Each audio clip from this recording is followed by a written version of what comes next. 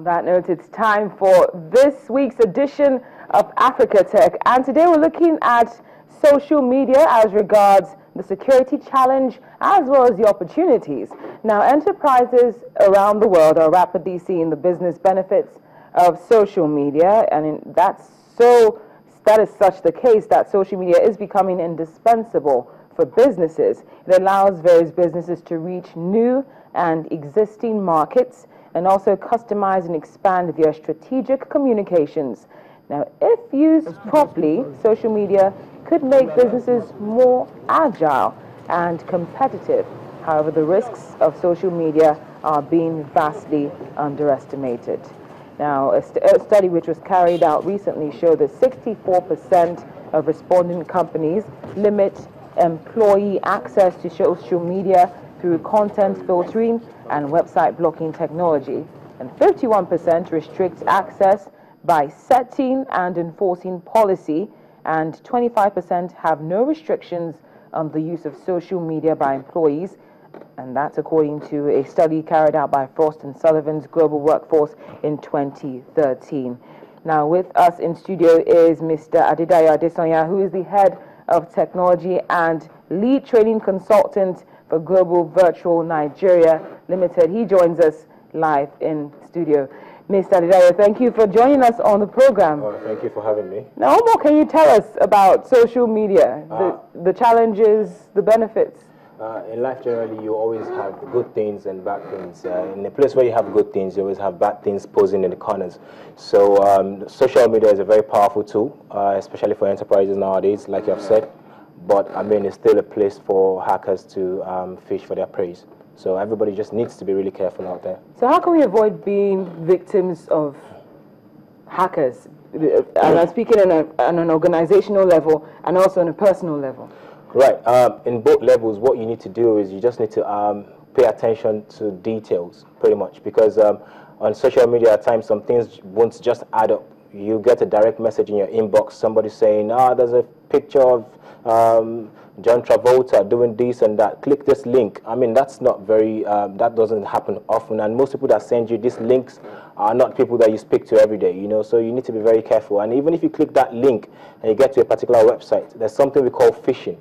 It's just mirroring the real website that there is. You know, if you need to be careful, if you look deep, you will see that the website address is slightly different from what exactly is meant to be. So you need to be very suspicious at that point. But when it really comes to social media, the likes of Twitter, Facebook, and all of them, right? Will it not be a bit harder to identify? Well, it will be hard to identify, but then when it gets to a point where you're seeing blue as black, at that point you should run. You know, you have a free flow, do what you need to do. But when you begin to get personal messages saying, click this link, no enterprise or nobody would say, click this link on Twitter, in your inbox most likely, to make you get anything sorted. Everything should be done in the open. Anything that is not done in the open you need to pay more attention to that. Now, the one that's really disturbing is when it comes to internet banking, for instance. Those online transactions. Right, that's where we're playing with the money now. Yeah. So how do we avoid being victims? That one, how to avoid being victims is to know clearly how these attacks happen. And I'll tell you clearly how these attacks happen. They always use the media to put their attack together. Now that there's the BVN going on, you will get some emails saying, your BVN has not been done. If you don't click this link, we'll deactivate your account. And then you will panic and click it. And now when you click it, say it's Bank A, for example, and then the website is meant to be banka.com. And then you go there, you see, if you look closely, it is banka1.com. You know, there's just something different about it, right? The whole website will be the same, it will be mirrored, but the address will be different.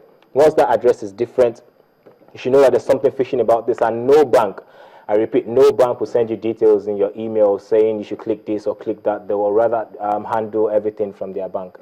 Now, when it comes to the use of ATM or debit cards to make purchases online, I do understand, for instance, there was a time where I used the ATM and obviously my card got swallowed. That's the term that we use.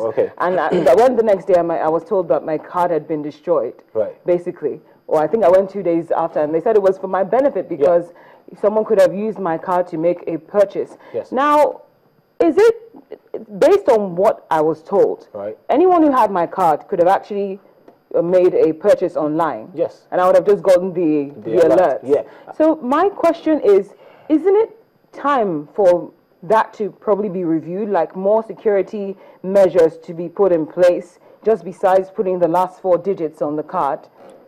Right, the banks would always keep working at making these things safer, but I think that the banks and the government also need to look deep into the IT industry and talk to ethical hackers. There are people out there called ethical hackers.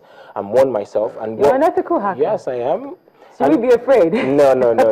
I emphasize on the word ethical. Okay. Now, what we do is we're able to help you penetrate certain networks or certain platforms and unveil the vulnerabilities to you so that you can actually be aware, and then you can put certain measures in place to make that happen. And once somebody picks up your card as well, he necessarily doesn't have to use it himself. They sell it in the black market online, and then you'll be getting alerts from India, from China, and like so. Pretty much, I think that the government and the banks also still have a lot to do about this.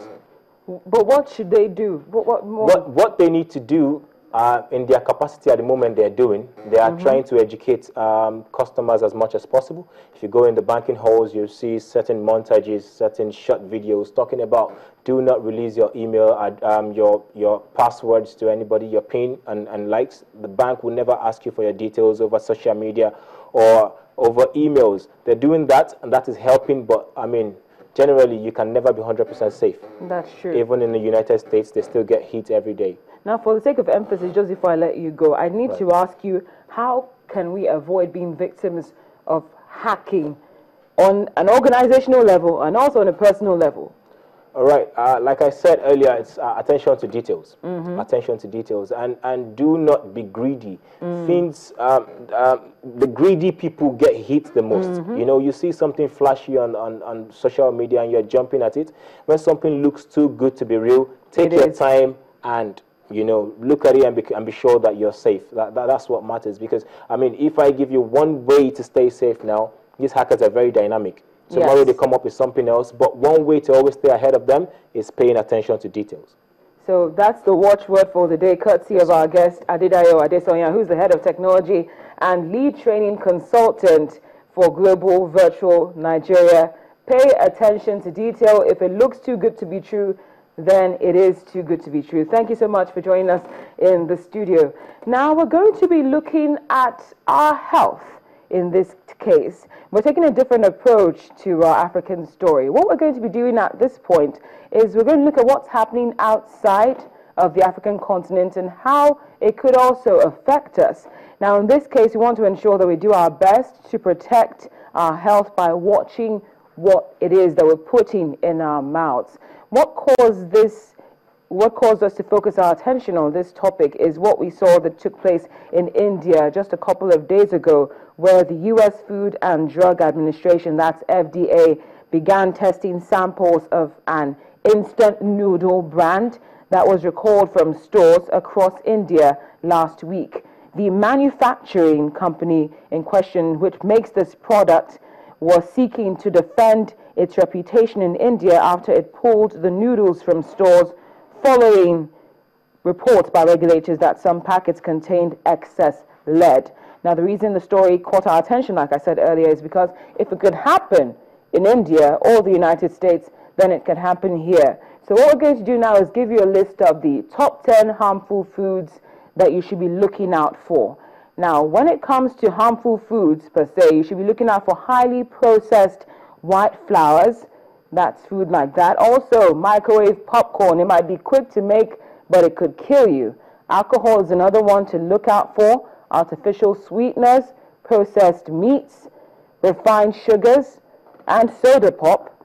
Canned food, potato chips, smoked, pickled, and salted foods, and also foods that contain hydrogenated oils.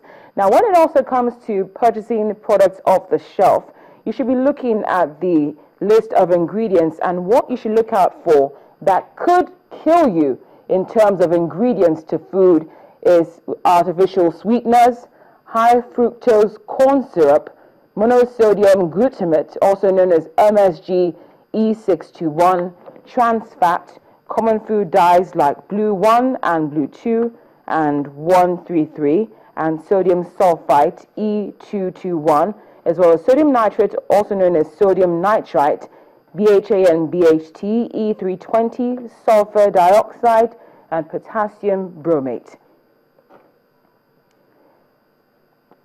Now here is our feedback for the day. Yesterday we asked you about what you thought about the Gambia president's latest title, and these are the top responses which we got via email and Twitter. Babatunde Success says that Yahya Jammeh is a typical African leader who is power drunk and has forgotten about the vanity of life. Those are his words, not mine. And Tony Onyekwe from Port Harcourt says that he would say the many titles do go ahead to transform to good governance, and it simply shows ways to show, or it's simply ways to show affluence, which is not only peculiar to the Gambian president, but African leaders who glory in affluence and pride. And he knows that President Obama is simply called President Obama and nothing more. That's coming from Tony Onyekwe in Port Harcourt. We'd like to say a big thank you for your feedback. As always, we appreciate your time. And here's our question for the day. Since we're all human and could be guilty of putting bad things in our mouths, we'd like to ask you, what food are you eating that could possibly be harming you? We'd like to hear your feedback either via email or Twitter. The address and handle are right there on your screen.